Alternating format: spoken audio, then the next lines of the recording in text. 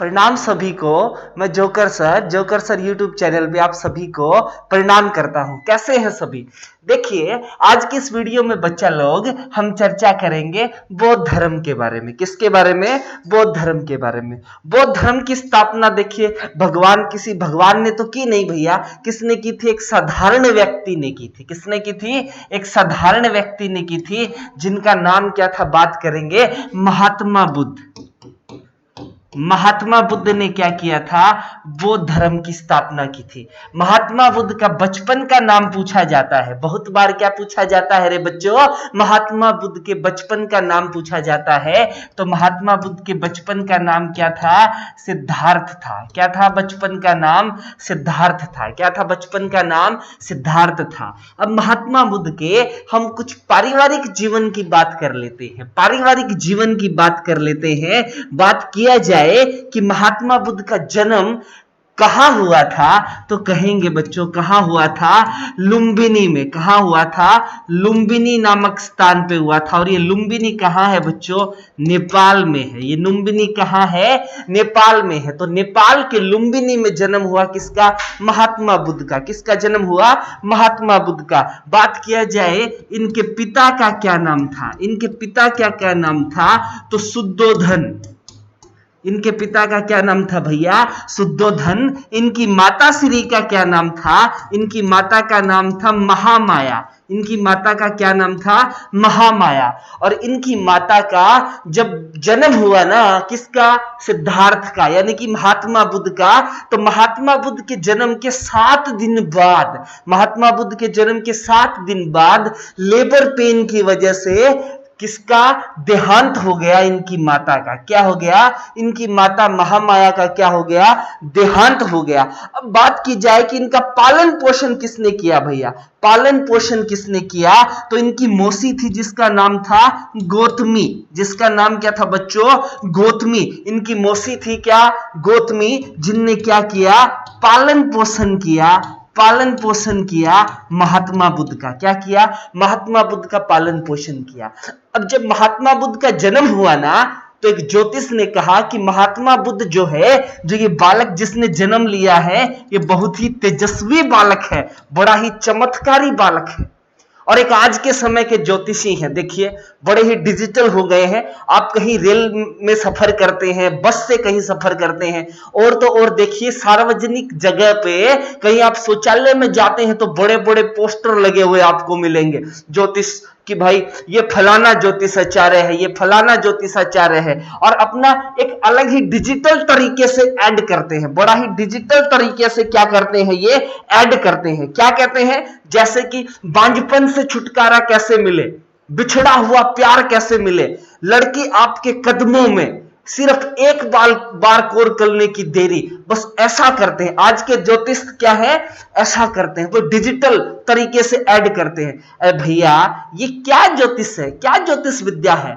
बांझपन से छुटकारा, लड़की एक फोन में आपके कदमों में। अरे भैया, फोन करने से अगर लड़की कदमों में आती है तो रात रात भर चैटिंग थोड़ी करना पड़ता। रात रात भर चैटिंग थोड़ी करना पड़ता। अब इनकी मौसी का क्या नाम था? गौतमी था, जिसने क्या किया? महात्मा बुद्ध का पालन पोषण किया। महात्मा बुद्ध का क्या किया बच्चों? पालन पोषण किया। अपनी खोपड़िया में बिठा लीजिएगा, एक एक बात यहां से महात्मा बुद्ध की क्लियर होगी, बौद्ध धर्म की बात क्लियर होगी। देखिएगा अब क्या हुआ। गौतमी ने कहा ज्योतिषाचार्य को कि भाई बताइए ये तेजस्वी कैसे होगा?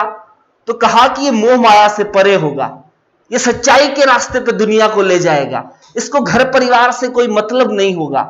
अब आज के समय में मोह माया से कोई दूर ही नहीं है रे भैया। आज के समय तो मोह माया ही सबको चाहिए। एक तो ये वाली माया चाहिए पैसे वाली, और एक दूसरी माया चाहिए जिसके पीछे सभी लोग भागते हैं, जिसके पीछे सभी लोग भागते हैं। तो इनकी अब गौतमी ने ज्योतिषाचार्य को कहा कि बताइए इसको कैसे रोका जाए। तो ज्योतिषाचार्य ने कहा कि अगर इसको रोकना है तो इसको क्या करवा दो? शादी करवा दो। अब किसी को बंधन में बांधना हो ना, तो एक काम सबसे बड़ा है भैया, क्या? शादी करवा दो। अब पूछा जाए पेपर में कि सिद्धार्थ या महात्मा बुद्ध की पत्नी का क्या नाम था? तो यशोधरा। क्या नाम था? यशोधरा था भैया। बड़ी ही सुंदर पत्नी थी इनकी विवाह करवा दिया गया। अब एक दिन क्या हुआ, एक महल में रहते थे, महल से बाहर तो कहीं जाते नहीं थे, तो भारी जनता का इनको कुछ पता ही नहीं था। एक दिन ये बोले कि मुझे तो बाहर के एरिया को देखना है, बाहर घूमने जाना है। तो ये बाहर जब घूमने के लिए गए तो इनमें इनके घोड़े के एक सारथी थे बच्चों, और इनके मित्र थे जिनका नाम क्या था, चन्ना। जिनका नाम क्या था, चन्ना। अब जैसे ये चन्ना के साथ जा रहे थे ना, तो रास्ते में सबसे पहले इनको एक बूढ़ा आदमी मिला। इन्होंने पूछा ये कौन है, कहना ये वृद्ध व्यक्ति है, और हमारे अंदर भी ऐसा टाइम आएगा कि हमारे ये हालात हो जाएंगे। फिर आगे बढ़े तो एक बीमार आदमी मिला। तो भगवान बुद्ध ने पूछा इसको क्या दिक्कत है, कहना ये बीमार हो गया है और ये ऊपर जाने वाला है, अभी भगवान के पास जाने वाला है, इस दुनिया को छोड़ने वाला है। और महात्मा बुद्ध कहते भैया हमें भी दुनिया छोड़नी पड़ेगी। अब चन्ना बोले हमें भी छोड़नी पड़ेगी, आपको भी छोड़नी पड़ेगी, आपके पापा को भी छोड़नी पड़ेगी। अभी जो यहां आया है उसको जाना तो भैया पड़ेगा। अब थोड़ा सा फिर आगे चले तो वहां पे एक योगी बैठा हुआ था ध्यान मुद्रा में। अब महात्मा बुद्ध पूछने लगे, सिद्धार्थ पूछने लगे ये क्या है। तो उन्होंने कहा कि इन्होंने ध्यान लगा रखा है भगवान में। अब कि भगवान क्या चीज है भैया, कि भगवान वो चीज है जिसने हम सभी को बनाया है, इस सृष्टि को बनाया है। तो महात्मा बुद्ध बोले कि भगवान से कनेक्शन कर पाते हैं, कहने कर पाते हैं। तो भैया हमें फिर ये फालतू की चीजों में नहीं पड़ना, हम तो सीधा भगवान से ही कनेक्शन करेंगे। किससे करेंगे, सीधा भगवान से ही कनेक्शन करेंगे। तो महात्मा बुद्ध ने निर्णय लिया कि अब घर को हम छोड़ देंगे और ध्यान में विलीन हो जाएंगे। अब छोड़ तो सकते नहीं, एक सुंदर सी पत्नी है यशोधरा। जैसे ही घर जाते हैं पत्नी को कहते हैं कि हमें तो अब घर छोड़ना है, वैराग्य लेना है। तो पत्नी कहती है कि मेरे तो पेट में बच्चा है, आप एक बच्चे के बाप बनने वाले हैं, ऐसे कैसे छोड़ेंगे। महात्मा बुद्ध टेंशन में घिर गए, सोचने लगे अरे पत्नी को तो छोड़ देते, अब बच्चा हो गया तो दुनिया क्या बोलेगी कि ये बच्चा है छोटा सा और इसको छोड़ के चला गया, हमें तो कलंक समझेगी।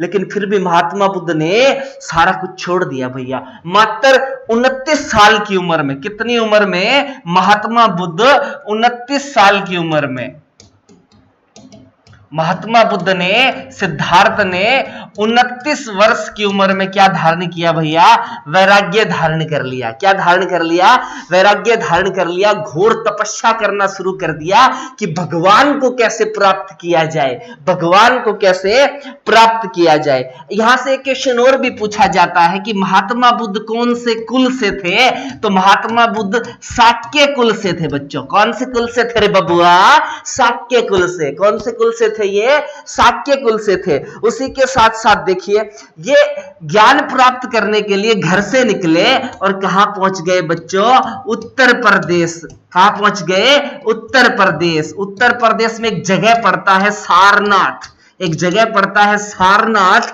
सारनाथ के जंगल में ये चले गए अपने साथियों के साथ, और वहां इन्होंने क्या किया, तपस्या करना शुरू कर दिया।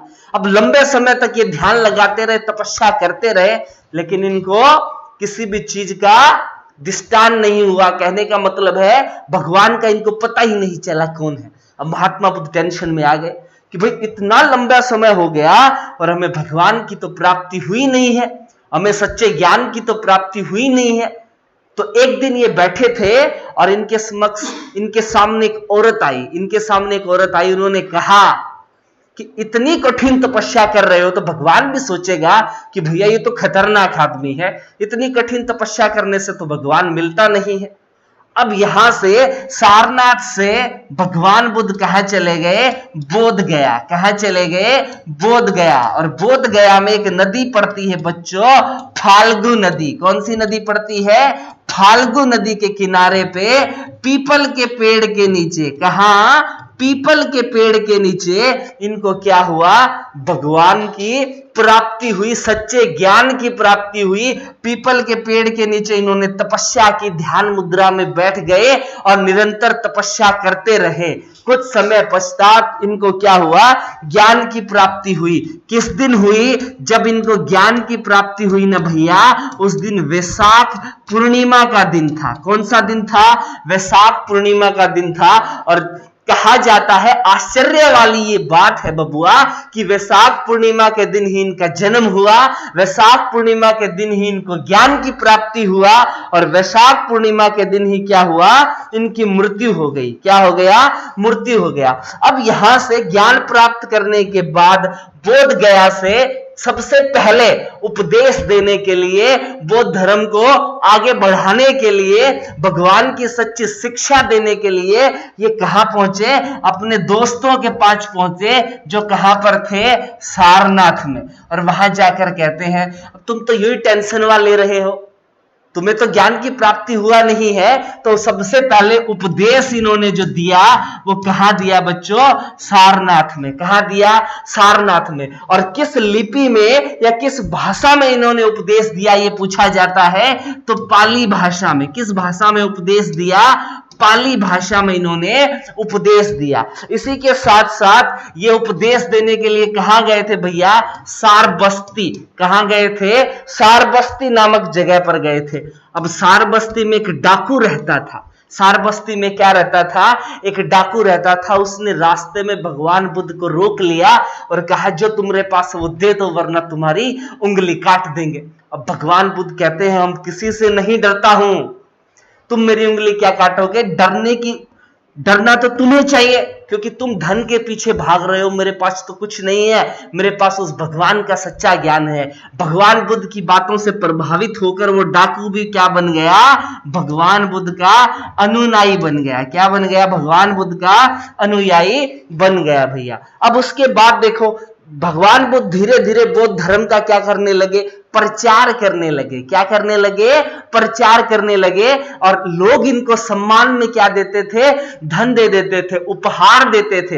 एक बार ये एक गांव में गए हुए थे उपदेश देने के लिए, वहां इनको उपहार में एक महिला ने क्या दिया, झूठा आम। क्या दिया, झूठा आम दे दिया। और वहां के जो लोग थे, किसी ने सोना दिया, किसी ने चांदी उपहार में दिया।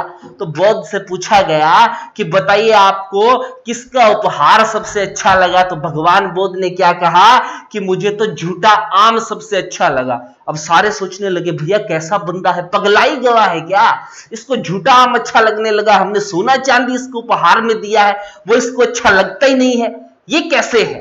तो भगवान बुद्ध ने कहा कि तुमने तुम्हारी संपत्ति में से मुझको थोड़ा सा दिया है, ठीक है, जिससे तुम भगवान की प्राप्ति करना चाहते हो, तुम धन माया के पीछे पड़े हुए हो, और इसने जो इसके पास था वो मुझे सारा कुछ दे दिया, अपने आप को भगवान को समर्पित कर दिया, तो इसका उपहार मुझे क्या लगा, सबसे अच्छा लगा। एक बात और ध्यान रखेंगे यहां से, भगवान बुद्ध का सबसे प्रिय जो चेला होता था वो कौन था, आनंद। पूछा जाता है भगवान बुद्ध का सबसे प्रिय कौन था, तो उनके चेलों में कौन था भैया, आनंद था। और आनंद भगवान बुद्ध से क्या कहता था भैया, बार बार उनको, कि हमारे इस बौद्ध धर्म में महिलाओं को भी होना चाहिए। किनको होना चाहिए, महिलाओं को। भगवान बुद्ध कहते थे, भैया एक महिला से तो मुश्किल से पीछा छुड़ा करके आए हैं और यहां फिर महिलाओं को होना चाहिए। नहीं नहीं नहीं नहीं नहीं, ऐसा तो कतई नहीं हो सकता। लेकिन ये बार बार कहता था भगवान बुद्ध से,